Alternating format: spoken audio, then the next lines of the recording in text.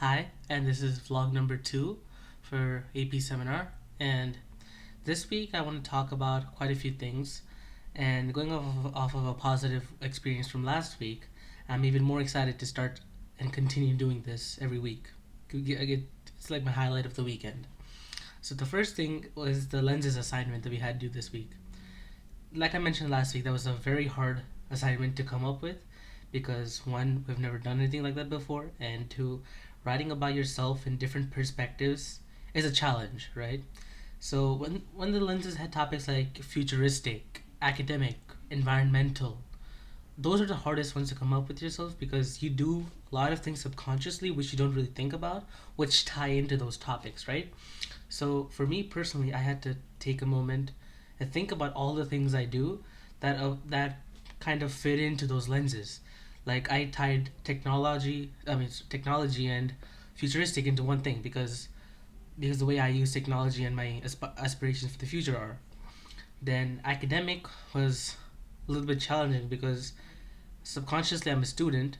Not subconsciously, I would say, like I am a student and I do things without thinking about them because it's nature of me because I've been doing it for the past, I don't know, 13 something years. And yeah, so that assignment was a difficult one to get started with, but once I got the flow going, it was much easier for me to finish the assignment as it went on. The next thing is the paintings that we had analyzed for much of the week. So that was that was a very complex thing to do because when I look at a painting generally, I just look at the colors and basically the overall scenery that's been drawn. I never really look at it and take a deep dive into what the artist is trying to convey. I remember the one with the Australian painter where it was like he was in a bathtub with a kind of like a grayish blue background where we thought it was a volcano, and then there was like a horse or animal structure on the bottom left side, and then you had like a landscape on the other one. That was a very abstract painting, but coming up with all those assumptions that we had about the painter just by looking at a painting was phenomenal because I would have never thought about a painting that way. And then once we got more details about the author, he fought a war, which could describe him looking upon his life, thinking he doesn't have much time left, or how he envisioned like a dead body on the top. Right, that could be one of his fellow mates who died in battle, or the volcano on the top, which could symbolize blood spewing out, or even showing the horrors of war. And then the animal you saw on the left side, right? That could emphasize a kangaroo because he lives in Australia, and then it's not a big thing to see kangaroos in there, right? So like, it's things like that, and then with the abstract paintings where we couldn't tell if the nose was really a nose or the eyes were really eyes because of the way the geometric shapes were drawn, and much of those paintings had cubist ideals. And Cubism was a really big movement during the 1700s, 1800s because a lot of the artists tried to experiment with it, and most of them were not really accepted into society. And then there was one that looked like a superhero, and it turned out he was a excuse me, he was a comic artist, right? It's like things like that you need to pay attention to what the artist is or what the artist has been doing to analyze the painting they drew, because every painting had a unique aspect about it, like a unique thing about it that just that artist knew, or that artist had written something about it. Like the Frida Kahlo painting, the two Fridas, no one would have guessed that she drew it after her after the divorce she had with her husband, right? Because you have one Frida, which is the old traditional Frida, and you have the modern Frida, which is in modern dresses, and the old one has her heart cut in half, and you can see the more modern Frida, the older one, supporting the past Frida, right? So it's kind of things like that have a deeper meaning, which we really don't understand unless we take a deeper look into it. We research about the artists, we research about the paintings they've drawn, and they draw.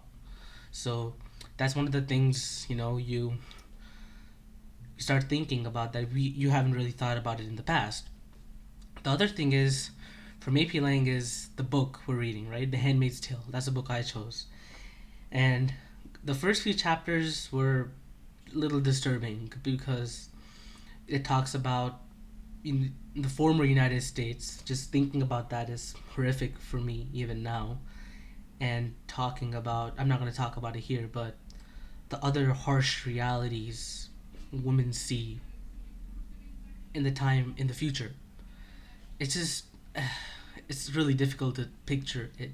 It's really disturbing. And that book so far, it's been going pretty good. I have it beside me right now, and I I continue to keep reading it and kind of expand, not really expand my knowledge, but it's just that these dystopian books, they portray a future that could happen depending on the way humanity progresses. Because that's one scenario. The Giver had another scenario, and then there's like so many other books that depict a different human society in the future depending on how things roll nowadays. That's one. And other than that, this week's been pretty okay for me. I mean, this week was actually pretty hard because we had the two essays for Lang, the lenses assignment for seminar. Wednesday I had four tests back to back, so it was a pretty draining week for me. But the swim team started its meets this week. We had our first scrimmage this week. I knocked out the events I'm pretty bad at, like the 200 IM, the 500 free. I took that out first because I know that's gonna bite me later in the back, like it did last season. So I didn't want to have that happen. And yeah, that's that. Swim started again. I'm happy about that. And after school clubs, like this week we had the club showcase. I plan on joining a few clubs like Red Cross and the Beta Club. And yeah, programming team is also going to start next week on the September 1st, if I'm not mistaken. So yeah, also everything's coming back to normal, and I'm pretty excited about it. And I'm pretty happy to start the school year with everything coming back in the third week. So yeah, that's pretty much it. Thank you.